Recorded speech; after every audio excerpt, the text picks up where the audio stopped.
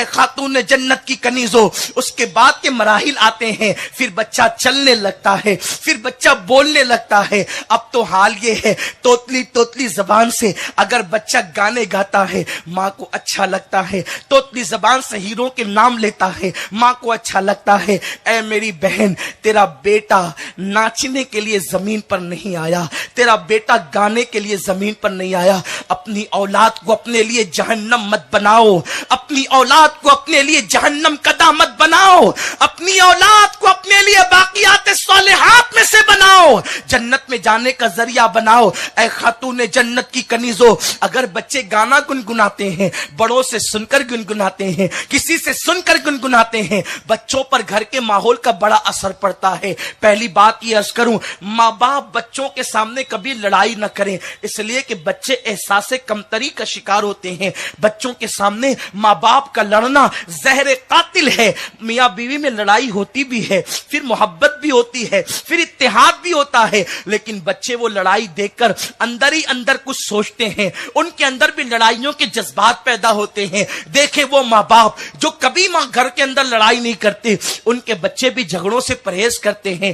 سب کچھ انسان اپنے ماں باپ سے لیتا ہے۔ میرے آقا صلی اللہ علیہ وسلم کے دیوانوں، اپنی سوچ کو ہمیں تبدیل کرنا ہوگا۔ خاتون جنت کی کنیزو، اللہ اکبر، اپنے شوہر سے اونچی آواز سے بات نہ کیا کرو، چلا کر کے بات نہ کیا کرو۔ اماں چلا چلا کے بات کرے گی تو اولاد بھی چلا چلا کر کے بات کرے گا۔ میرے آقا صلی اللہ علیہ وسلم کی کنیزو، جب بچوں کو سلاؤ تو بچوں کو کہانیاں بہت پسند ہوتی ہے، بچے واقعات سننا پسند کرتے ہیں، تو آپ جو ہے انگریزوں کی کہانی، راجاؤں کی کہانی، رانیوں کی کہانی، یہ کہانیاں نہ سناؤ۔ الف لیلا کی کہانی، یہ کہانیاں نہ سناؤ۔ اگر تمہیں کوئی قصہ ہی سنانا ہے، سیدہ فاطمہ الزہرا کا قصہ سناؤ، اما عائشہ کا قصہ سناؤ، امام حسن کا قصہ سناؤ، صحابہ کے قصے سناؤ، مولا حسین کے قصے سناؤ، یہ اتنے دلچسپ ہے۔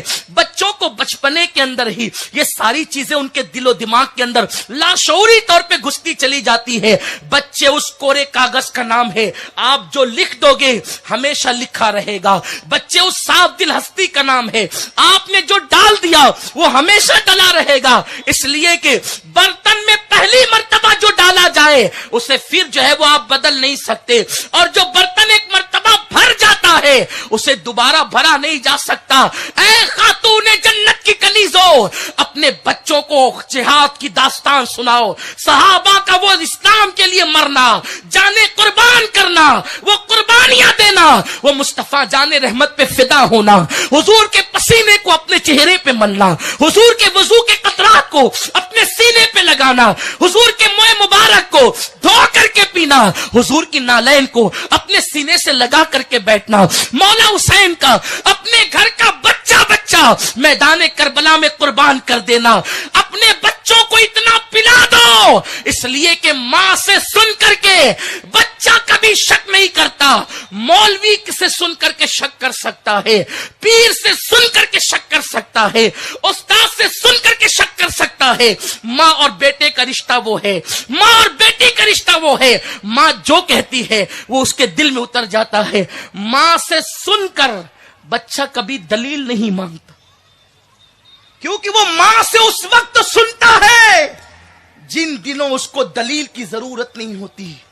اس کے لیے سب سے بڑی دلیل اس کی ماں ہوا کرتی ہے، اس کے لیے سب سے بڑا ثبوت اس کے لیے اس کی ماں ہوا کرتی ہے۔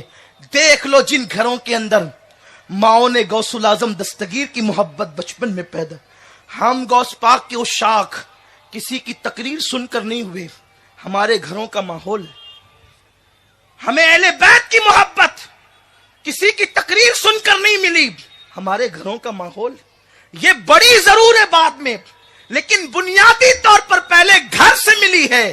اپنے گھروں میں وہ ماحول پیدا کرو کہ یہ الہاد اور بے دینی کی گندگی تمہاری اولاد کو کبھی اچک نہ سکے، اور پہلے ہی دن اپنی اولاد کے دل میں محبت رسول پیدا کرو، عشق مصطفیٰ پیدا کرو۔